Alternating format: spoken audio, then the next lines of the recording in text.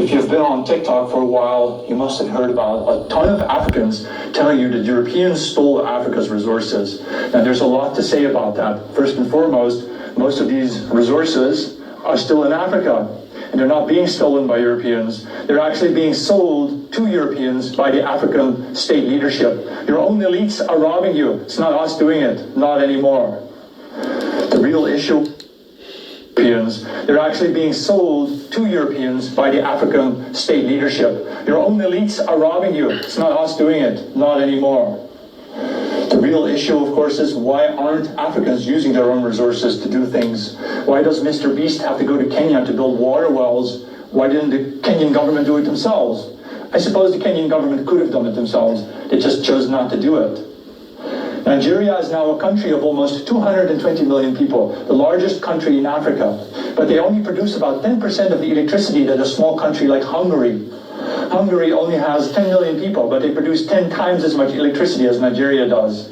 I mean, I know you want to have your Wakanda, right? But do you expect white people to give it to you? No, you're supposed to build it yourself.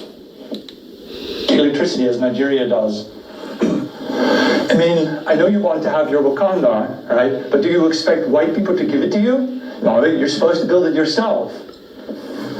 Having said all this, it is of course obvious that we Europeans in the North need to prepare for a possible, potential African rise in terms of technology and therefore also in terms of military capacity. And that means we in Europe need to already start looking ahead and thinking ahead about how we are going to win the war against Africa. Because technology and therefore also in terms of military capacity. And that means we in Europe need to already start looking ahead and thinking ahead about how we are going to win the war against Africa, because there will be a future war between Europe and Africa. I mean, if that's what you're saying, they're running away from those wonderful opportunities. Why don't they take up the opportunity? In fact, why don't you take up the opportunity? Why would you come and make a fortune here in South Africa? You could be making a fortune in Zimbabwe. Why are you here? Because I'm part of the problem in Zimbabwe. My attitude of thinking that I had to come and take up the opportunity that was offered to me here, so why don't you go instead home? of mining. May I ask you that? Why are you not I am going home. But right now I've also got family in South Africa. I've got South African children, and those South African children don't just allow me to just stand up and leave, but I do have projects that I'm taking part in Zimbabwe because I've learned that those resources are the most important thing. If you have such faith in your country, in Zimbabwe, I would say and I would think you would get up and you would take your family and you would go and fix up the future of Zimbabwe. If you're saying there's land, if you're saying there's minerals, if you're saying there's so much wealth and opportunities for you there, you're living a contradiction. No, I'm not living a contradiction. You set me up by sitting there. You're living a contradiction. Because people are suffering in Zimbabwe. So why are people not going to the Netherlands? Why are Germans not going back to Germany? Is it because their countries are bad? Is it because they're running away from problems in the UK or in the States? Why aren't Europeans going? What are you doing here? I live here. This is my home. Germans not going back to Germany? Is it because their countries are bad? Is it because they're running away from problems in the UK or in the States? Why aren't Europeans going? What are you doing here? I live here. This is my home. I'm not running away from it. Why are you living here instead of Europe? Why did your great-grandparents come here instead of Europe? We're not talking about the grandparents. We're talking about me. Europeans going. What are you doing here? I live here. This is my home. I'm not running away from it. Why are you living here instead of Europe? Why did your great-grandparents come here instead of Europe? We're not talking about the grandparents. We're talking about me. No, we talk about you've made it sound like Zimbabwe needs to go back to Zimbabwe to show that Zimbabwe is working. So why are Europeans not going back to Europe? Why are Asians not going back to Asia? Why are they staying in South Africa? The context of the conversation is that you're saying that Zimbabwe is a beautiful country with great opportunities and people have run away from there to become waiters. The context is you are living here in South Africa when you could be going back and making that country work. That's the context. You also forgot that I was asked to come here. Somebody thought my skills were important here. I've been asked to go to other countries, but I believe in this country. But why don't you believe in Europe?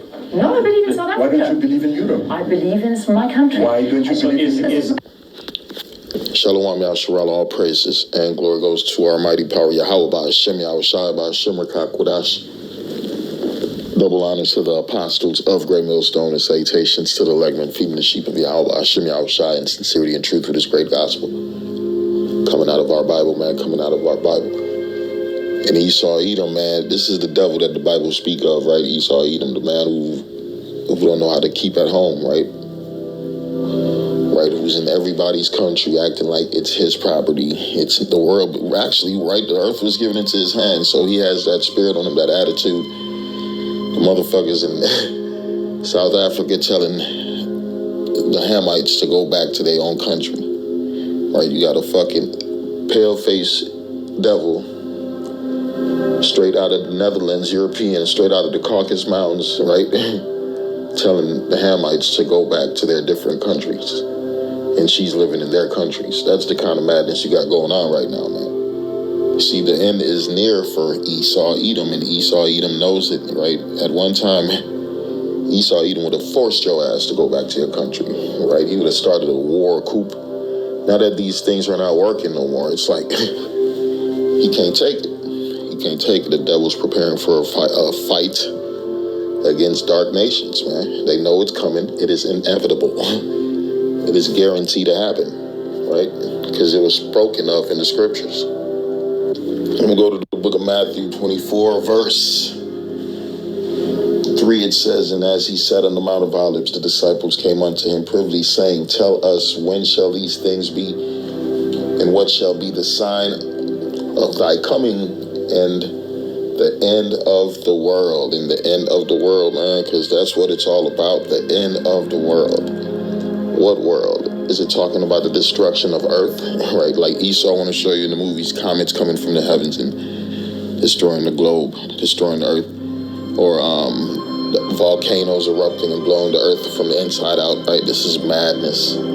This is madness. The Earth abideth forever, right? The Earth was created for man to inhabit, right? It says, and as he sat upon the Mount of Olives, the disciples came unto him privately, saying, tell us, when shall these things be, and what shall be the sign of thy coming and of the end of the world? And Yahushua answered and said unto them, take heed that no man deceive you, for many shall come in my name, saying, I am a Mashiach, and shall deceive many. And ye shall what? And ye shall hear of wars and rumors of wars, right? We are hearing of wars, right? Palestine versus Israel, Ukraine versus Russia, China versus that South Pacific Asian nations, right? You got all kind of hell breaking loose on earth. You got the cartels killing Mexicans and Hispanics. You got niggas killing niggas, gang wars, right? It got so bad that they don't even report on the things that is happening amongst you Israelites, right? Because they don't give a fuck when you die.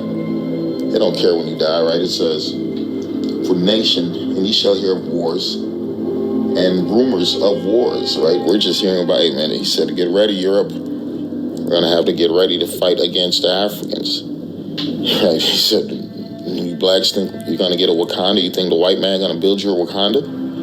Right? These crackers is disrespectful. He said, we're not stealing from you anymore, right? Prideful as fuck.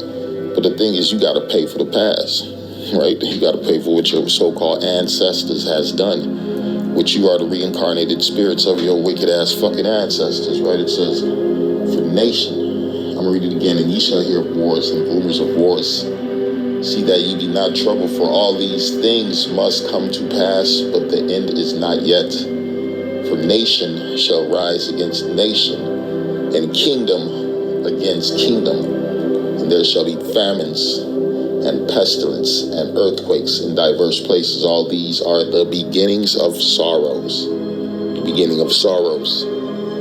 Yeah, the beginning of sorrows, because it's going to be a time where it's going to be the time of what Jacob's trouble. Jacob's trouble, and that's what this so-called white man is preparing for, man. He's giving a shout out to his fellow brethren. They prepare for war against the dark nations, right? Prepare for a financial war and a physical war. It will get physical. It will get physical. It will be usage of swords, which is guns, right? That's why so many guns are being purchased under earth, being manufactured, right? They're turning their pruning hooks into spears, right? That's the spirit right now. This ain't no spirit of peace, love, and happiness. The spirit of death in the motherfucking air, because it's the end of Esau's world. It's the end of Esau's world. Read, it says, we're going to go to 2 Ezra 6, verse 7. It says, then answered I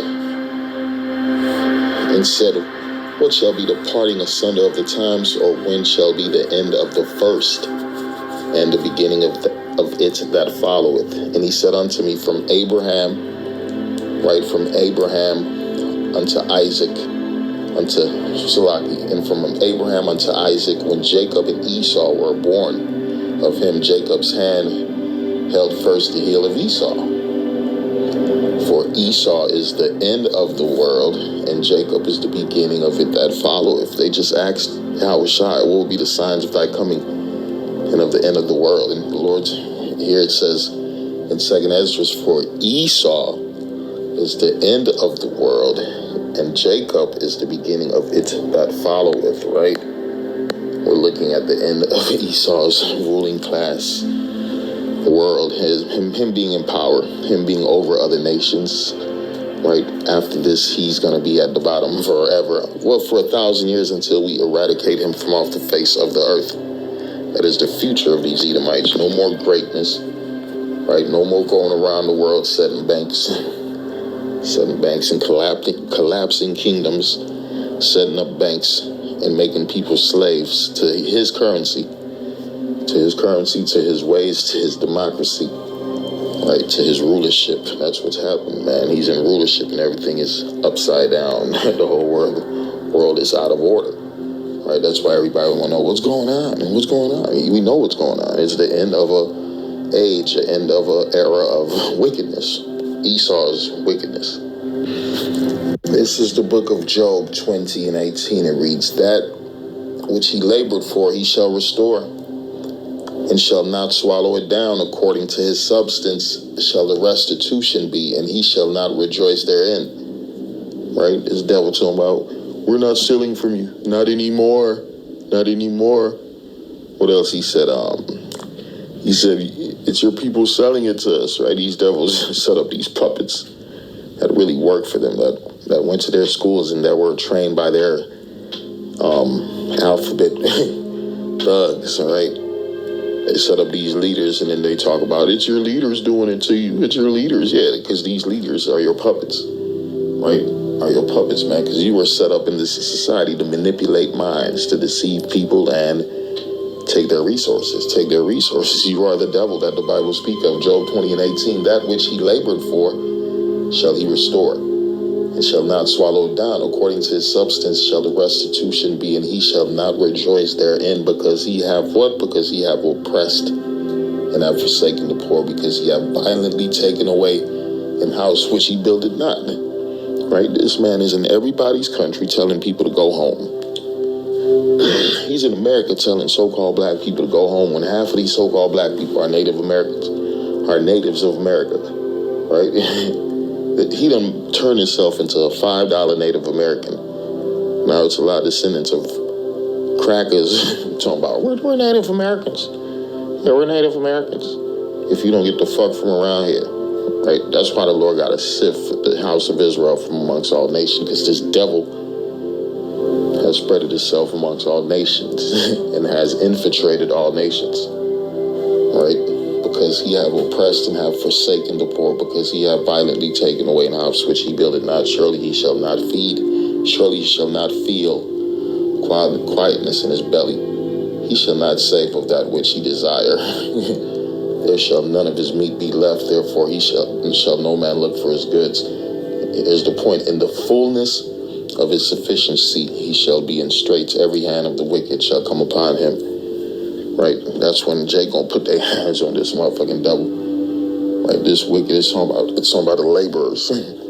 Right? In the fullness of his sufficiency he shall be in straits, every hand of the wicked shall come upon him.